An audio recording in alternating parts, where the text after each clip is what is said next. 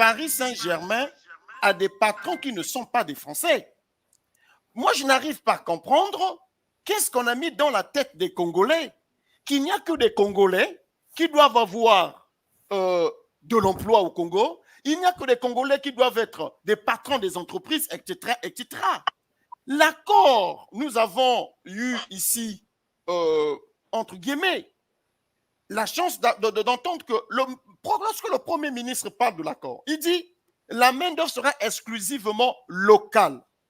C'est-à-dire que les patrons qui viendront, qui vont investir, les Rwandais viennent comme investisseurs. Il faut que les Congolais comprennent, les Rwandais ne viennent pas comme la main-d'œuvre, comme des ouvriers qui vont irriguer des sols, qui vont labourer des sols. Des Rwandais viennent au niveau du patronat, du consortium des entreprises. Ils vont créer des structures, ils vont exploiter en recrutant les Congolais. Dans une entreprise, Edvlise, tu le sais très bien, tout le monde ici, nous travaillons. Dans une entreprise, on peut distinguer trois fonctions. Là, vous voyez il y a la direction. Nous avons la direction. Okay, la direction qui à peine peut-être moins de 20 personnes. À peine peut-être 8, voire 4 ou 5 personnes au niveau de la direction. Vous avez les fonctions sport. Quand je parle des fonctions sport, vous avez les services de ressources humaines, les services de paie, services comptabilité, vous avez le responsable logistique, le responsable d'opération, etc. Et ensuite, vous avez la fonction opérationnelle. Opérationnelle, c'est-à-dire ceux qui sont sur le terrain, qui produisent. Et lorsque les Rwandais viennent, on dit les Rwandais ne seront que dans la direction, mais pas exclusivement que les Rwandais. Pas exclusivement que les Rwandais.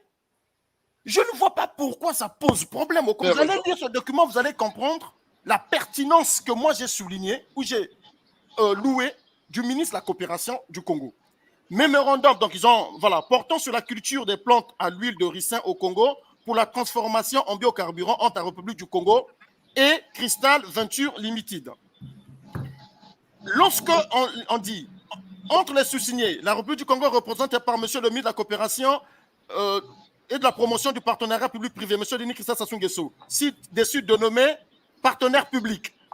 D'autre part, d'une part, et fonds d'investissement dénommé Crystal Venture Limited, 6 KN, 3 avenue, Grand Pension Plaza, 14 Flore, box 1200 Kengali, Rwanda, représenté par son directeur, Dr Jack Kayonga, ayant tous pouvoir à l'effet des présentes. Alors, il est rappelé, exposé ce qui suit. La République du Congo regorge plusieurs terres arables, etc., etc., etc. Ça, je vous en passe. Le plus important, je vais aller sur un paragraphe. On dit ainsi, en vue de préparer un protocole d'accord, il est nécessaire de remplir préalablement. Le mot préalable ici, on a mis en grand caractère. Préalablement les conditions énumérées ci-après. C'est-à-dire que l'État congolais, avant de signer l'accord avec le Rwanda, pose les conditions au Rwanda. Il y en a 3. 3 conditions.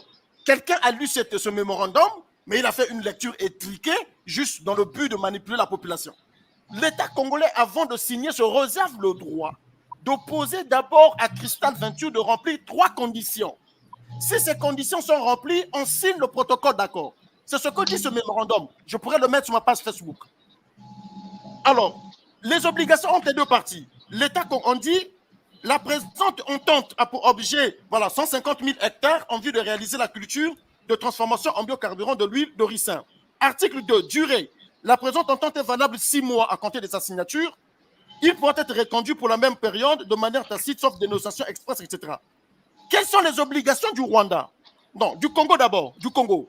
Pour être clair, le partenaire public qui est le Congo s'engage à identifier et à expertiser les terres agricoles disponibles dans les réserves foncières de l'État, en vue de réaliser ce projet de culture de transformation de l'huile de ricin. 2. Organiser les rencontres avec les collègues du gouvernement. On dit que ce sont des accords opaques. C'est faux. Les accords ont été signés au vu et au su de tous. Ce n'est pas des accords opaques. Accord opaque, on ne sait pas quand est-ce que ça a été signé. Mais ici, on dit bien, organiser des rencontres avec les collègues du gouvernement afin de comprendre et de monter un dossier technique nécessaire à l'élaboration des études de faisabilité. Les obligations du Rwanda, suivez. Article 4, obligation du partenaire privé. le partenaire privé s'engage à, premier, mettre à la disposition du partenaire public qui est l'État congolais une analyse de rentabilité détaillée. D'abord, une analyse de rentabilité détaillée. Est-ce que ce projet sera rentable? Dites-nous, prouvez-nous, premièrement. Deuxièmement, mettre en place un calendrier précis visant à lancer le projet. Ce qu'on n'entend pas, la planification. Vous devez planifier ce projet pour que nous puissions comprendre la faisabilité de ce projet et de signer l'accord. Ça sont des préalables. Troisième, permettre la visite des projets déjà réalisés par le partenaire privé en vue de toucher du doigt les compétences techniques. Donc, vous devrez nous montrer que vous avez une expertise avérée dans la production du ricin. C'est ce que dit le Congo. Vous devez nous prouver que vous avez une compétence avérée dans la production du ricin. Donc, les experts du Congo vont aller sur le territoire de Kigali, vérifier s'ils ont déjà des pépinières dans le domaine du ricin. Et on dit, et les capacités financières du partenaire privé. Prouvez-nous que vous avez suffisamment de moyens pour que ce projet tienne debout. Voilà. Et lorsqu'on dit, on vous donne un bail amphithéotique de 20 ans, les gens ont crié 20 ans, c'est trop. Mais lorsqu'on crée une entreprise, parce que les gens sont, excusez-moi du terme, les gens sont bêtes ou sont devenus bêtes. Lorsque vous créez une entreprise, ce n'est pas pour 5 ans. Vous allez monter des murs, vous allez recruter des gens, mais ce n'est pas pour 5 ans, pour 10 ans. Une entreprise, vous savez qu'il y a des entreprises qui datent depuis 1873 qui existent encore.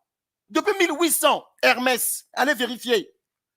Il y a des sociétés qui datent depuis des années, ça fait plus de 3 siècles qu'ils existent.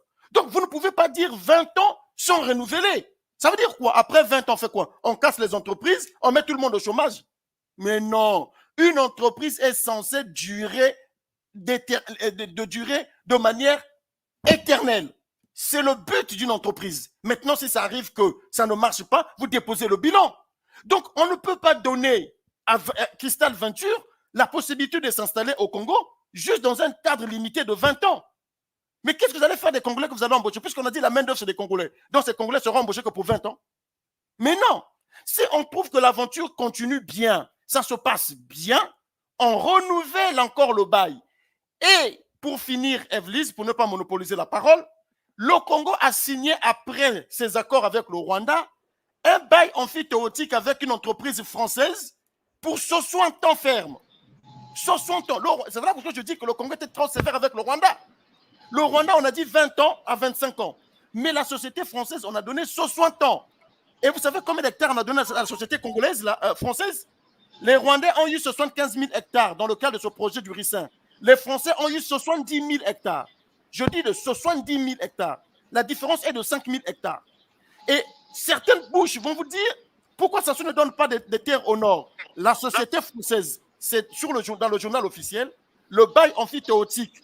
Je donne le nom de la société pour qu'ils aillent trouver. Total Neutral Based. Cette entreprise a obtenu un bail amphithéotique de 60 ans dans les plateaux. 70 000 hectares. Vous voyez?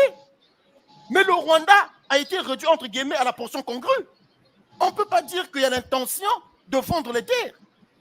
L'économie dirigiste ne donne pas des fruits.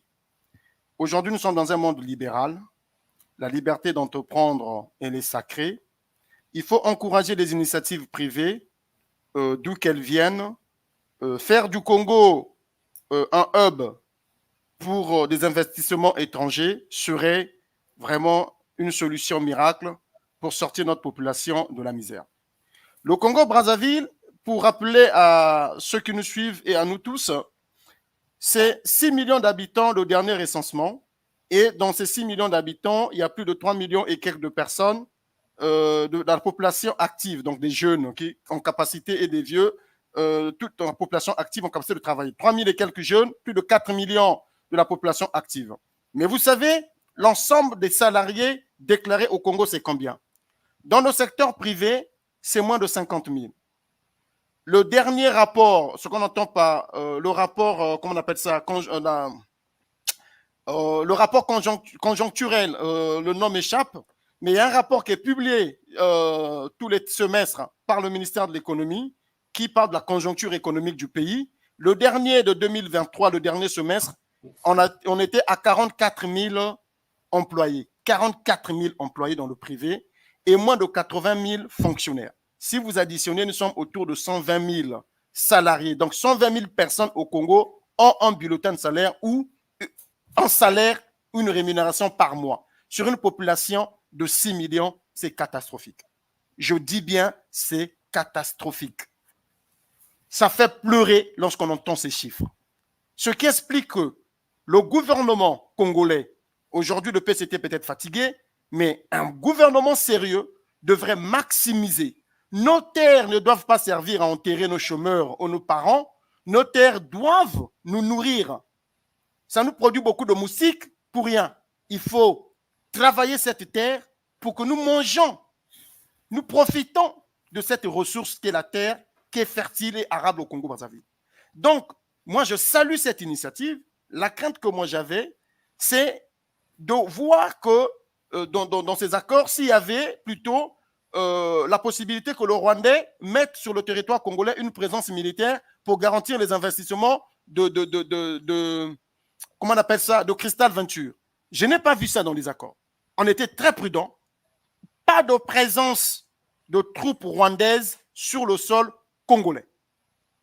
Les investisseurs rwandais qui vont recruter les Congolais seront protégés, comme les Français le sont, les Italiens le sont, les Allemands, tout le monde sera protégé de la même manière et les Rwandais aussi, c'est de la même façon. Ce que je demande en sus au gouvernement, c'est de faire la pédagogie de ces accords. Il n'y a rien de grave dans ces accords. Les gens disent pourquoi ce n'est pas rendu public. Je le répète que ces accords, pour que ça rentre en vigueur, il faut que ça soit public. Beaucoup de pays ont signé des accords qui ne sont pas encore connus du public parce que ce n'est pas encore mis en œuvre. Lorsque cet accord sera mis en œuvre, il va falloir que cet accord soit publié parce que le Rwanda sait, pour dépenser son argent au Congo-Brazzaville, il va attendre les instruments de ratification de cet accord par le gouvernement congolais. Voilà. Donc, cette histoire des gens qui crient pour inciter les autres à la violence, ou je ne sais pas, à prendre la rue, faisons strictement attention. On sait au Congo-Brazzaville, lesquels souvent sont victimes de la manipulation. On le sait. Je suis ce Congolais qui pense que notre pays n'a pas besoin de violence. Notre pays a besoin de la réflexion, la vraie réflexion. Lorsqu'il s'agit d'un sujet, moi, je ne suis pas ni du PCT, ni pro ce pouvoir, parce qu'il y a beaucoup de choses de ce pouvoir-là qui ne me plaisent pas. Je suis déjà moi-même très en colère lorsque j'entends parler de la Camus. Nous reviendrons peut-être un jour là-dessus. Et vous le savez très bien, ma position n'a pas changé. Mais moi, je ne suis pas un opposant statutaire. Moi, je suis celui qui s'oppose aux actes. Je n'ai pas de problème avec Sassou, je n'ai pas de problème avec Kiki, ni avec Oliné Makosso, avec qui que ce soit. S'il pose un acte objectif, moi, j'approuve.